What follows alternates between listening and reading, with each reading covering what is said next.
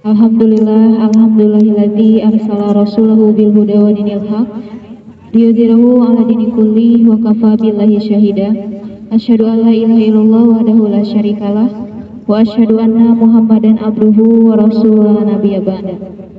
Allahumma sholli ala Muhammad wa ala ali Muhammad. Faqalallahu ta'ala fil Qur'anil Karim. A'udzubillahi minasyaitonir rajim. Bismillahirrahmanirrahim. Kuntum khaira ummah ukhrijat linnas ta'muruna bil ma'ruf wa tanhauna 'anil munkar wa tu'minuna billah walau amana ahlul kitab lakana khairal lahum minhumul mu'minuna wa aktsaruhumul fasiqun. Al-ayat sadaqallahul adzim. Puja dan puji hak Allah Subhanahu wa taala. Selayaknya kita sebagai manusia bersyukur.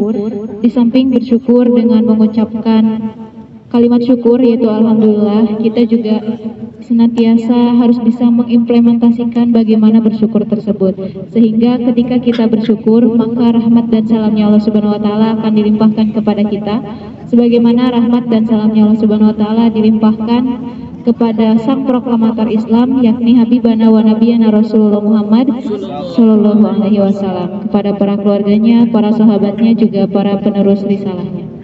Alhamdulillah, ikhwan wal akhwat, sahabat-sahabat di Lembaga Dakwah Kampus Rawdatul Muttaqin Universitas Galuh, alhamdulillah pada kesempatan sore hari ini kita bisa diberikan kenikmatan yang luar biasa oleh Allah Subhanahu wa taala, salah satunya itu nikmat sehat. Sehingga kita bisa bersama-sama berkumpul di sini, sama-sama bisa sharing ya, perbaiki diri, lakukan yang terbaik. Ini sebetulnya istilah yang sudah familiar untuk di Darut Tauhid ya kan Pana. Oke. PDLT ya, perbaiki diri, lakukan yang terbaik. Nah, terkait dengan perbaiki diri, lakukan yang terbaik. Pada intinya mungkin di sini tadi yang dapat saya simpulkan apa yang disampaikan dari Tehrani itu, kita itu yang awalnya punya masalah, yang awalnya punya kelalaian atau lain sebagainya, kita mengupgrade diri seperti itu ya. Kemudian tadi disambungkan dengan apa yang dikatakan oleh Kang Doni, apapun yang kita lakukan, walaupun itu adalah hal yang baik, belum tentu di pandangan orang lain itu baik, begitu. Nah, teman-teman, intinya kalau misalkan kita itu dalam kehidupan, tentunya akan dihadapi atau dihadapkan oleh yang namanya masalah. Setuju atau enggak? Setuju. Nah, ketika dihadapkan oleh suatu permasalahan, apakah kita akan merasa fine-fine saja? Tidak kan? Belum tentu gitu. Belum tentu semua orang mampu. Akan tetapi pasti semampu-mampunya seseorang, sesemangat-semangatnya seseorang, akan ada kalanya orang itu merasakan lelah, bahkan ingin menyerah, begitu kan ya. Nah, namun di sini terkait dengan ketika kita lelah, ketika kita mencoba untuk memiliki niat untuk menyerah, putus asa. Nah, bisa kita perhatikan kembali di surat 3 ayat 139 ini bahwa Allah berfirman yang artinya, dan janganlah kamu merasa lemah dan jangan pula bersedih hati, sebab kamu paling tinggi derajatnya jika kamu orang yang beriman. Kita orang yang beriman atau bukan? Insya Allah. Jika kita mengaku sebagai seorang beriman, maka seyogianya kita harus ingat ketika lemah, ketika ingin menyerah, ketika bersedih hati, ke ayat ini gitu, bahwa Allah wala tahinu wala tahzanu. Dan janganlah kamu merasa lemah dan jangan pula bersedih hati. Kenapa? Karena kamu paling tinggi derajatnya jika kamu orang yang beriman. Tadinya ketika ditanya beriman atau enggak, katanya beriman. Kalau misalkan memang mengaku sebagai seorang yang beriman, ketika merasa lelah, ketika merasa bersedih hati, harus ingat janji Allah bahwa orang yang beriman itu paling tinggi derajatnya di sisi Allah, begitu. Nah, kemudian obat selanjutnya ada di surat 2 ayat 286. La yukallifullahu nafsan illa wus'aha. Allah tidak membebani seseorang melainkan sesuai dengan kesanggupannya. Nah, ini adalah tadi ya, obat kedua di antara beribu banyak sekali ayat yang Allah firmankan untuk mengobati rasa lelah kita, untuk mengobati rasa sedih kita. yaitu Allah tidak membebani seseorang melainkan sesuai dengan kesanggupannya. Tadi di surat 3 ayat 139, wala tahinu wala tahzanu. Janganlah merasa lemah dan janganlah bersedih hati. Kemudian di surat 2 ayat 286, la yukallifullahu nafsan illa wus'aha. Allah tidak membebani seseorang melainkan sesuai dengan kesanggupannya. Kemudian selanjutnya di surat 94 ayat 5.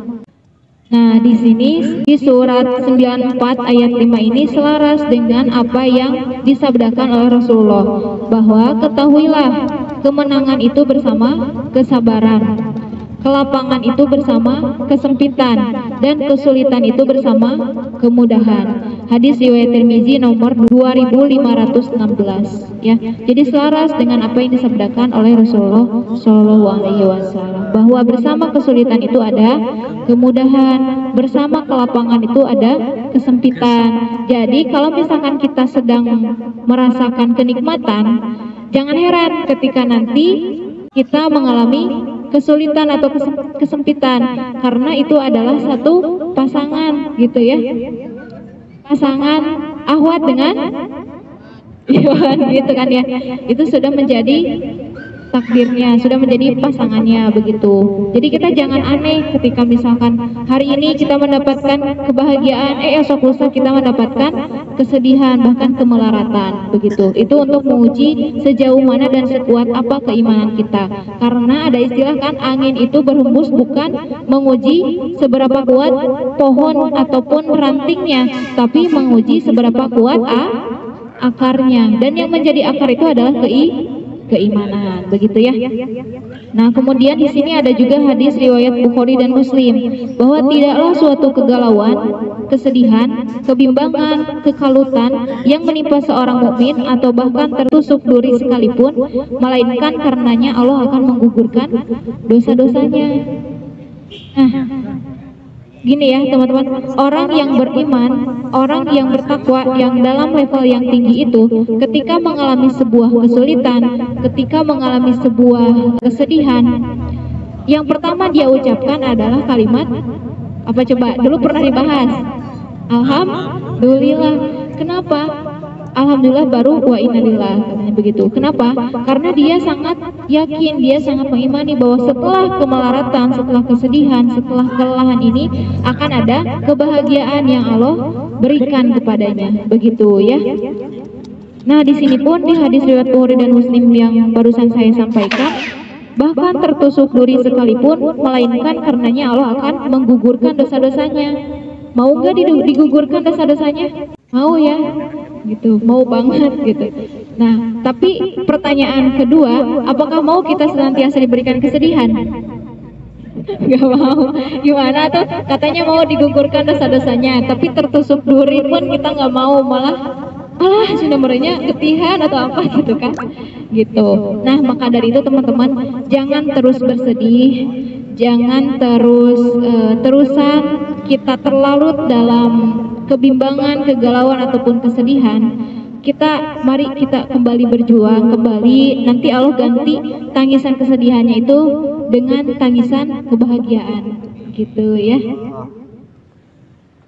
Nah, teman-teman, setiap hari itu adalah kesempatan baru untuk memulai kembali.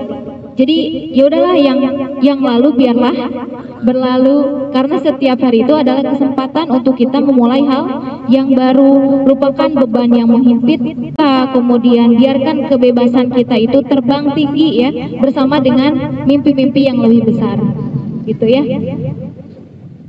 Kemudian di sini kalau misalkan kita menghadapi situasi yang berat, kemudian situasi yang sulit, yang tidak mengenakan hati dan sebagainya gitu, apa sih sebetulnya kunci yang membuat kita itu survive gitu, ataupun kita itu menemukan jalan keluarnya? Ada yang tahu nggak? Gimana caranya supaya kita itu ketika menghadapi situasi yang berat, ketika menghadapi situasi yang sulit itu tetap ataupun senantiasa bahagia, tenang gitu? Ada satu survive atau satu jalan keluar ya teh untuk menghadapi situasi yang satu ini. Apa coba? Ada yang tahu nggak? Syukur. Apa lagi? Keyakinan. Apa lagi? bersyukur dan keyakinan. Akan tetapi syukur dan keyakinan jika tidak dibarengi dengan kita berbaik sangka kepada Allah, maka akan tetap sia-sia gitu ya. Bersyukur, alhamdulillah, mengucapkan alhamdulillah gitu ya. Akan tetapi kita tidak berhusnuzon. Jadi air lisan mah mengucapkan alhamdulillah, tapi hati tidak selaras. Antara hati dan pikiran tidak selaras. Maka salah satu kunci atau salah satu jalan kita bisa keluar dari sebuah kesulitan atau sebuah kesedihan adalah berhusnuzon kepada Allah. Sehingga tadi memunculkan keyakinan-keyakinan agar kita bersyukur, begitu ya. Sehingga ketika kita berhusnuzon ataupun berbaik sangka kepada Allah itu, antara hati dan pikiran kita itu harus selaras untuk berbaik sangka kepada Allah gitu. Kita berpikirnya Allah itu nggak mungkin tega, Allah itu nggak mungkin ngebiarin kita terus-terusan ada di dalam kesedihan, di dalam kesulitan gitu ya. Itu harus dimunculin gitu di hati dan pikiran kita. Jangan hanya di hati, jangan hanya di lisan, jangan hanya di pikiran kita, tapi semuanya hati, lisan, pikiran itu harus selaras gitu ya. Harus selaras, harus berhusnuzon kepada Allah. Munculin bahwa Allah teh nggak mungkin tega ke Teh Rani teh ngasih ujian yang berat kayak gini, nggak mungkin tega cuman ngasih ujian aja tanpa ngasih solusi misalnya gitu ya. Nah, kita munculin di hati, pikiran dan juga lisan kita akhirnya begitu ya. Sehingga sesederhana kita berbaik sangka kepada Allah, sesederhana kita ngebalikin tadi ya, mengarahkan hati dan pikiran kita untuk berbaik sangka kepada Allah, maka sesederhana itu pula lah Allah akan memudahkan jalan keluarnya untuk kita, bahwa Allah itu sesuai dengan prasangka hambanya. Kalau misalkan titik-titik misalkan ikutan pertukaran mahasiswa, pertukaran pelajar ke luar negeri misalkan, udah berusaha terus, udah yakin antara hati, pikiran dan lisan itu, pokoknya saya pasti lulus, pokoknya saya pasti bisa, pokoknya saya tahun ini pasti bisa ke luar negeri misalnya gitu. Karena sudah menanamkan di pikiran itu mindset yang positif, sehingga di hatinya pun muncul gairah-gairah yang positif, maka tidak menutup kemungkinan Allah akan mengabulkan keyakinan kita tersebut gitu. Contohnya, saya itu pengen jadi hafiz 30 juz, tapi gimana ya caranya? Gak mungkin banget deh, misalkan kayak gitu. Tapi kita senantiasa berikhtiar, senantiasa berusaha terus-menerus setiap hari, karena kita betul-betul yakin terhadap hal itu gitu. Insya Allah Allah akan kabulkan gitu, karena Allah itu sesuai dengan prasangka hambanya gitu. Nah, terus terkait dengan perbaiki diri, lakukan yang terbaik. Gimana sih kiat-kiat ataupun cara-cara supaya kita bisa upgrade diri, bisa memperbaiki diri dan senantiasa melakukan yang terbaik? Satu, boleh dicatat, kamu harus siap menghadapi tantangan. Tadi ya sudah dibahas di awal bahwa ketika kita dalam kehidupan itu tidak luput dari yang namanya masalah, rintangan, tantangan, ujian, cobaan dan lain sebagainya. Itu angin berhembus itu untuk menguji seberapa kuat akarnya. Nah, ketika kita misalkan dalam untuk meraih tujuan kita itu kita dihadapkan oleh sebuah tantangan, maka tantangan itu untuk apa? Tentunya untuk menguji seberapa kuat keyakinan dan niat kita gitu. Jadi jangan aneh kalau misalkan yang Ikhwan berniat untuk melamar Ahwat misalkan. Misalnya, tapi kan pasti ada tantangan, pasti ada rintangan. Bisa jadi keduluan, misalkan Kang Tono teh keduluan sama Kang Fajri kan gitu. Wayahna karena Kang Tono kurang persiapannya, misalkan seperti itu ya. Jadi harus siap menghadapi tantangan. Itu yang pertama, ketika kita melakukan perbaikan diri pasti ada yang namanya tantangan. Seseorang yang berhijrah itu akan mengalami kesulitan-kesulitan, akan Allah uji apakah betul dia itu berhijrah atau hanya sekedar angin lalu saja gitu ya. Ketika kita berhijrah, awal-awal berhijrah misalkan, mohon maaf ya, tidak berniat untuk merendahkan ataupun mengkerdilkan seseorang ataupun di antara kita, tidak seperti itu. misalkan berhijrah yang awal, saya itu bahwa batasan aurat wanita itu dari seluruh tubuh kecuali muka dan telapak tangan. Otomatis kaki itu adalah aurat, maka harus pakai kaos kaki. Ketika misalkan pakai kaos kaki, terus hujan, ada yang bilang, teh nanaonan sih kabasuh-basuh eta kaos kaki, buka we, misalkan kayak gitu. Nah, karena kita tadi niatnya ingin menutupi aurat, tapi ternyata ada faktor dari luar yang istilahnya bukan membuli ya, itu mah tapi kayak gimana gitu, mengkritik misalkan, yang bikin kita itu niatnya goyah. Nah, di sana Allah uji, apakah kita akan mendengarkan omongan orang tersebut, atau kita tetap berpegang teguh pada perintah Allah untuk menutup aurat tersebut, misalnya seperti itu ya. Karena di sini sekali lagi saya tidak berniat untuk merendahkan orang lain ataupun akhwat yang ada di sini, karena saya pun sama-sama belajar. Ada kalanya saya lalai, ada kalanya saya salah, maka kita sama-sama di sini juga kan kita jadi judulnya sharingnya. Jadi kalau misalkan saya salah itu nanti ingatkan, begitu ya. Jadi kita saling mengingatkan. Itu yang pertama, kamu harus siap menghadapi tantangan. Yang kedua, kamu harus jadi pribadi yang konsisten bahkan persisten ketika menekuni suatu bidang. Kamu harus jadi pribadi yang konsisten, yang pada akhirnya bisa persisten ketika menekuni suatu bidang. Ada yang tahu nggak perbedaan konsisten dan juga persisten? Rata-rata orang itu mensamaratakan atau mengartikan yang sama antara konsisten dan juga persisten. Padahal itu adalah dua hal yang berbeda. Ibaratkan konsisten itu adalah kemudinya, setirna, sedangkan persisten itu adalah energinya, bensinnya, gitu. Kalau kita analogikan dengan sederhana seperti itu, antara konsisten dan persisten. Jadi konsisten itu suatu tindakan kita yang dilakukan secara kontinu atau terus-menerus. Sedangkan persisten, iya terus-menerus, tapi mempunyai daya tahan untuk terus mengupgrade, untuk terus memperbaiki, untuk mencapai tujuan tersebut. Ketika ada tantangan, pakai cara A ternyata salah, ganti cara B, ganti cara C, tapi dengan tujuan yang sama, tetap itu. Sedangkan konsisten secara kontinu tetap gitu, tetap di rel yang sama, tetap di cara yang sama untuk mencapai tujuan itu. Jadi istilahnya kalau konsisten mah lurus dan terus, kalau persisten mah mempunyai tujuan yang lurus, tapi ketika memiliki atau menghadapi tantangan bisa jadi dia belok tapi tetap lurus gitu ke tujuan itu. Itu bedanya konsisten dan persisten. Tadinya analogi sederhana, konsisten itu kemudinya, setirnya, sedangkan persisten adalah bensinnya, energinya, gitu. Sehingga kamu harus jadi pribadi yang konsisten bahkan persisten ketika menekuni suatu bidang. Misalkan kita itu memperbaiki diri, ternyata cara ini kurang tepat, kurang sesuai dengan diri kita untuk memperbaiki dirinya, maka ganti dengan cara B, maka ganti dengan cara C, sampai 20 berapa lagi abjad itu ya, sampai pada akhirnya kita mencapai tujuan untuk memperbaiki menjadi sebaik-baik umat, begitu ya. Kemudian yang ketiga, kamu harus selalu berusaha meskipun banyak keterbatasan.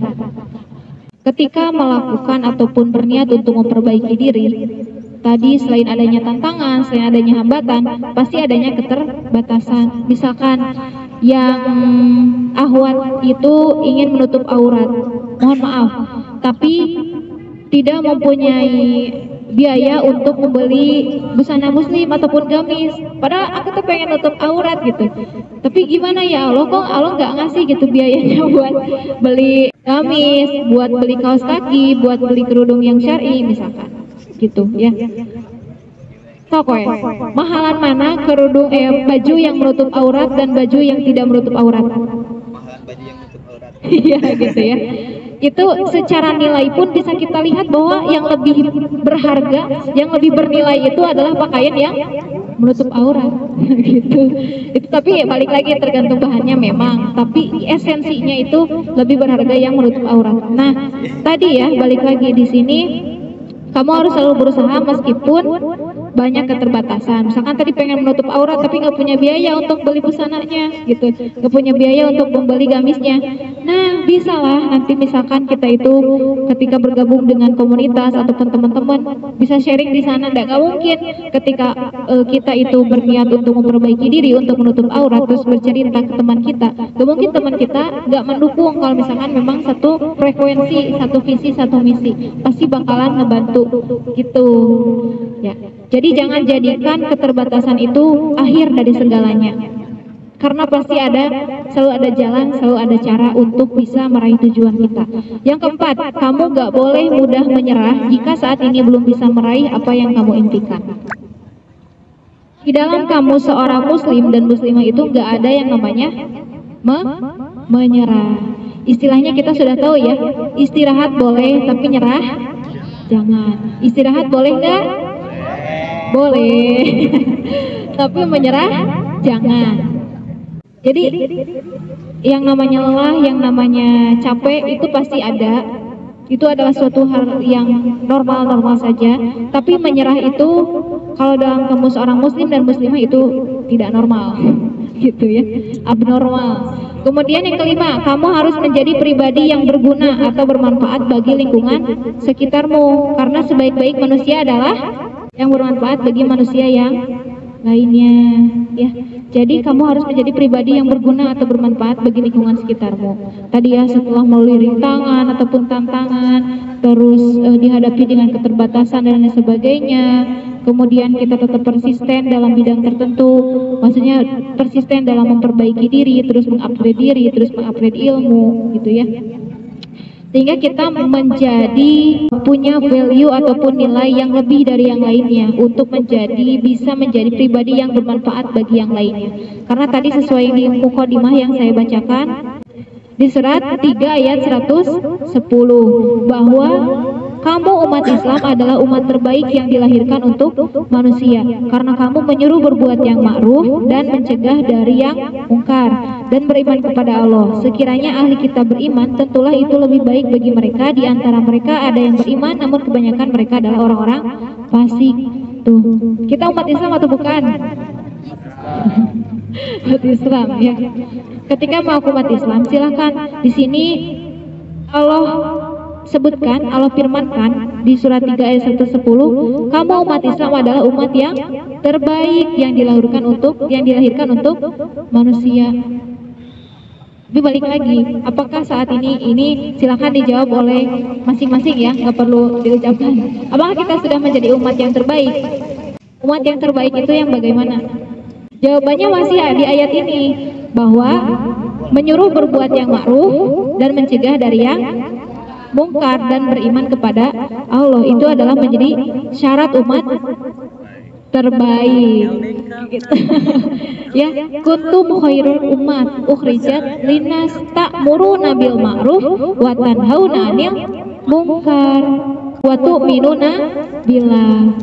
Menyuruh berbuat yang ma'ruf dan mencegah dari yang mungkar, dan satu syarat lagi adalah beriman kepada Allah. Jadi ada 3 syarat untuk menjadi umat yang terbaik. Ketika kita berniat untuk melakukan ataupun memperbaiki diri, maka senantiasa kita itu harus niatkan memperbaiki diri agar menjadi umat yang terbaik. Gimana caranya? Tadi menyuruh berbuat yang ma'ruf, mencegah dari yang mungkar, dan beriman kepada Allah. Kiat-kiatnya bagaimana? Tadi yang 5 ya sudah dibahas gitu. Simpel nggak? Simpel sebetulnya ya pembahasan kita kali ini teh. Sesimpel itu dari surat 3 ayat 110, tapi kita bisa mengaitkan atau mendistorsinya dengan ayat-ayat yang lainnya gitu. Padahal dari tadi pun jawabannya ada di surat 3 ayat 110. Gimana sih kita buat apa kita memperbaiki diri? Tentunya untuk menjadi umat yang terbaik. Silahkan di LDKRM ini kita bisa berusaha memperbaiki diri untuk menjadi umat yang terbaik. Dengan cara apa? Menjalankan program-programnya, yang mana esensinya itu untuk menyuruh berbuat yang ma'ruf, mencegah dari yang mungkar, dan beriman kepada Allah, memperkuat keimanan kita kepada Allah, begitu ya.